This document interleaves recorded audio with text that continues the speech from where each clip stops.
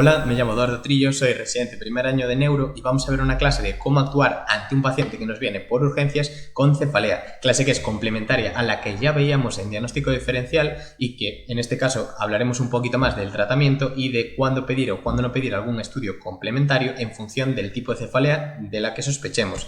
Y fijaos, lo que decíamos también en la clase de diagnóstico diferencial, nuestras armas, la anamnesis y la cronopatología, muy importante para distinguir entre una cefalea primaria que no va a requerir más pruebas diagnósticas y una secundaria que sí va a requerir más pruebas diagnósticas. Y vamos a desgranar un poco más estos puntos para que, sobre todo, para ver qué preguntas podemos hacer para distinguir estos tipos de cefaleas y para relacionar, para repasar cosas que vais a ver durante vuestro estudio de neurología. Fijaos, ¿cuál es el tiempo de evolución de su cefalea? Pues si dura más de 3 meses o incluso años de evolución, pensaremos en una cefalea primaria, ¿sí? Por ejemplo, una cefalea tensional. Recordad esa relación con estados ansioso-depresivos.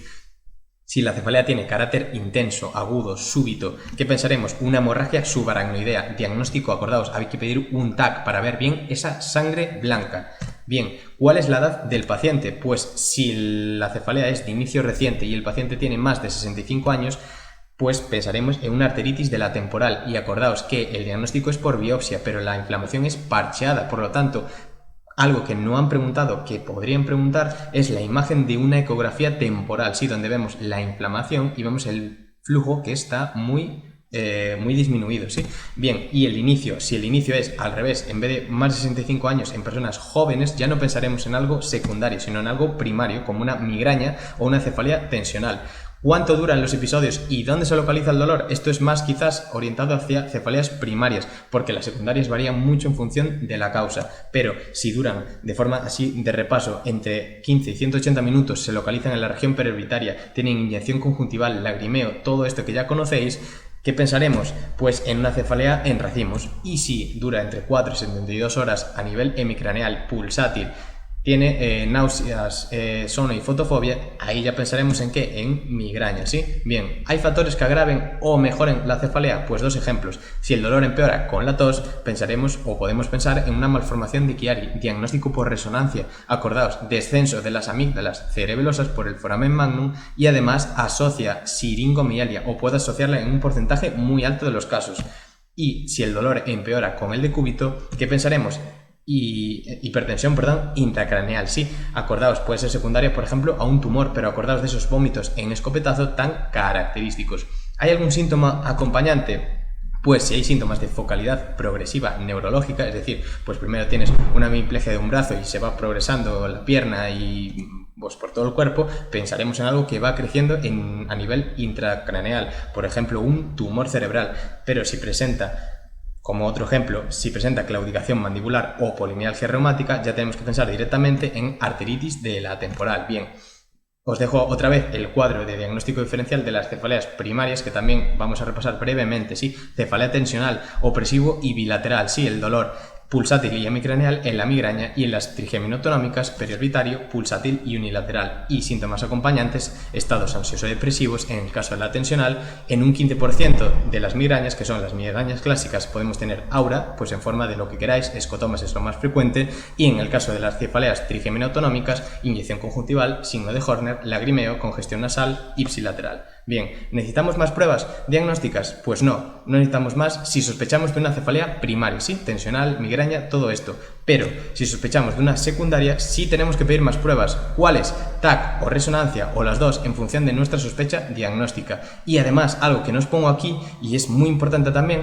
y es que en personas mayores con cefaleas de inicios recientes, tenemos que pedir una VSG para descartar una arteritis de la temporal, porque si no sabéis que la tenemos que tratar inmediatamente. Bien, ¿cómo las vamos a tratar? Pues las secundarias, en función de pues cuál sea la etiología de esa cefalea secundaria, tendrá un tratamiento más o menos específico. Por ejemplo, un tumor, pues con cirugía, radioquimio, lo que sea. Pero las primarias, que son las que nos interesan, las más preguntadas en el MIR, las vamos a tratar de forma sintomática. Y mucho ojo, vamos a ir con cada una de ellas. La cefalea tensional, lo más importante, una buena anamnesis, explicarle bien su patología, ver si necesita valoración psiquiátrica, ¿sí? Y el tratamiento sintomático con paracetamol y, si no es eficaz, AINES o metamizol. Ojo, os añado aquí, ya que esto es una clase de urgencias, la profilaxis, que evidentemente no se haría en una situación de urgencias, pero bueno, que sepáis que os puede caer con amitriptilina. En el caso de la migraña, pues habrá que valorar si la crisis es leve o es más moderada grave, si lleva más tiempo, si es de mayor intensidad, pero siempre por escalones. Empezamos por los AINES, vamos por los triptanes, primero vía oral, si no tolera, pues tenemos otras vías, la subcutánea, la intranasal, incluso podemos también barajar darle primperan, la metoclopramida como antiemético para ver si puede tolerar la vía oral, y en crisis moderadas o graves tenemos el ketorolaco de rescate, sí, como tercer fármaco. Ojo, podemos dar hasta 2 dosis de triptanes, que esto no, bueno, me parece también relevante. Podemos dar hasta 2 dosis, pero la segunda dosis tiene que haber habido una diferencia de 2 horas entre la primera y la segunda dosis, muy importante, y no podemos dar más de 2 dosis en un día. Y ojo, que nos lo pueden preguntar, que nunca lo han preguntado y me parece curioso, es que en una migraña no daremos o evitaremos dar ergóticos y opiáceos, ¿Por qué? Porque nos puede dar cefaleas de rebote. Cuando la migraña dura más, acordaos que los episodios duran entre 4 y 72 horas, cuando duran más de 72 horas hablaremos de un estatus migrañoso, y además de todo esto, ¿qué daremos? Pues podemos dar fármacos con efecto sedante, incluso sedar al paciente, diazepam, antiepilépticos como ácido valproico o corticoides. Os dejo otra vez un mini resumen de la fase aguda de la profilaxis, que evidentemente ya sabéis que esto no es algo de urgencias, pero que nos la pueden preguntar en el MIR. Y las cefaleas trigémino autonómicas, que tienen algo un poquito distinto a las que hemos visto.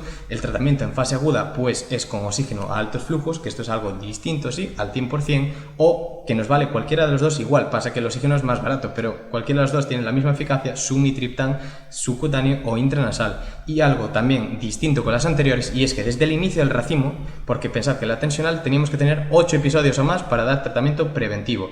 En la migraña 3 o más para dar tratamiento preventivo, pero aquí desde el inicio del racimo ya damos tratamiento preventivo. ¿Con qué? Con corticoides, con prednisona y verapamilo. ¿Para qué? Porque los corticoides van a tener un efecto inmediato, el verapamilo va a tardar más en actuar, vamos bajando la dosis de prednisona cuando el verapamilo vaya haciendo efecto, ¿sí? Importante.